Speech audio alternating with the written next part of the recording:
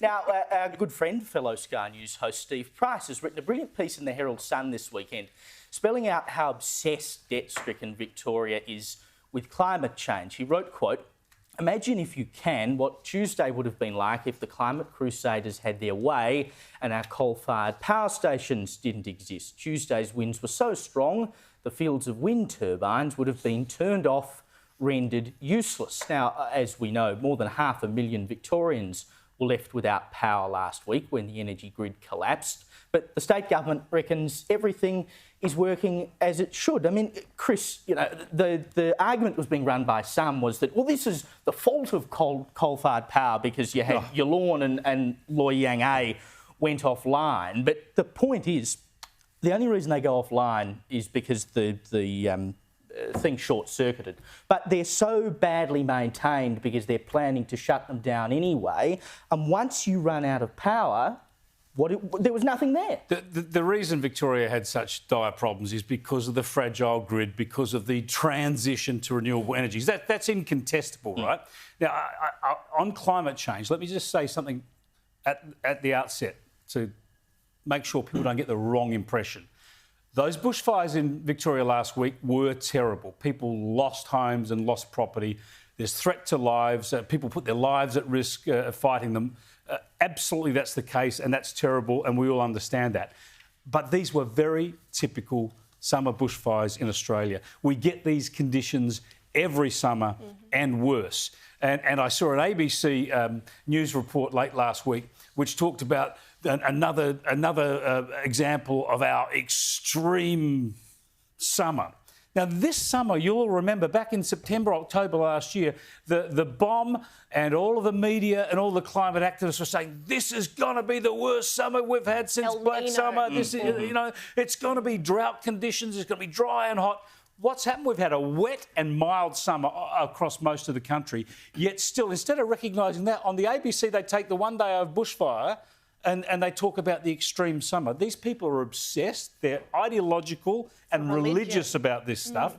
And we've just got to deal with the climate we've got, which has always been dangerous over summer. And no matter how wet, coming from South Australia, as I do, Joe would know this being a Victorian, Tasmanians are the same. Doesn't matter how wet summer has been to this point, you can still have a very dangerous February, March, April, because you always get the dry periods, and if it dries off, it'll go up. So there's never such a thing as a safe bushfire season in southeastern Australia. The same people who wanted to give Indigenous Australians a voice are shutting them up when it comes to climate, because every Indigenous person you'll ever speak to says that we've always had fires. They actually used to start fires to start regeneration of certain plants and also for their safety in their communities. It's a normal way of life. It always has been. So, you know, I find it quite ironic that they don't want to listen to them on this particular issue. And the RFS, particularly here in New South Wales, where we're sitting now, is so far behind on its backburning, etc., that, you know, we're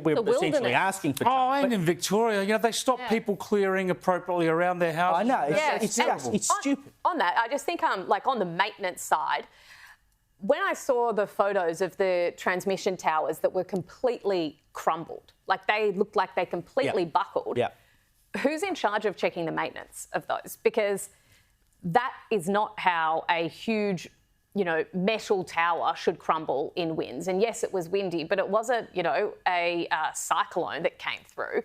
So I think that that's a really important question as well. It's not only about the actual energy itself, it's also the infrastructure and the maintenance of that. But see, they've degraded the energy infrastructure that we have at the moment to the point that it doesn't work. It can't stand up to what it needs to do, Joe, because all the money has, of course, been going to renewables. Now, if you are an investor, if you're an AGL or an Origin, I totally understand why you're investing in renewables, because at the moment that's where you can make the most money. There's no encouragement to keep those coal-fired assets online and in the condition they ought to be, and then something goes wrong. 500,000 homes in Victoria don't have power. Yeah, well, I mean, the coal companies themselves or the generators themselves don't want to build new coal-fired power. It's not money for them. The government's not knocking back applications. They're just deciding they're not going to do it. They're going to run it out. I think the big problem has been extremists in the climate debate, and obviously I fully believe in climate change and that something has to be done about it and that it's man-made. But the problem is that the extremists in the debate, as you say, make stupid, inaccurate predictions. Like we all know Tim Flannery's, it's never going to rain again. And of course, that's been used to whack climate activists and indeed, scientists over their head. When was it? Was it 2004 that Al Gore said we had 10 years? Al Gore and the world's Infinity of Truth, and it's all going to end. Tim Blair's got an incredible catalogue that that notates all of them. So that's the first problem. So again, they seem to get off on being sort of apocalyptic Cassandras predicting this kind of Armageddon. And of course, whenever it doesn't happen, that's the ones that people remember. So they should shut up about that for starters. The second thing is that they make the perfect the enemy of the good. And so they become so obsessed with renewables, which are great, which we need, that they ignore fossil fuels, or a particular fossil fuel that is much, much better for the environment than coal, but still not completely carbon neutral, and that is, of course, gas. And so you've had governments of both stripes in Victoria and New South Wales putting moratoriums on gas exploration and gas use.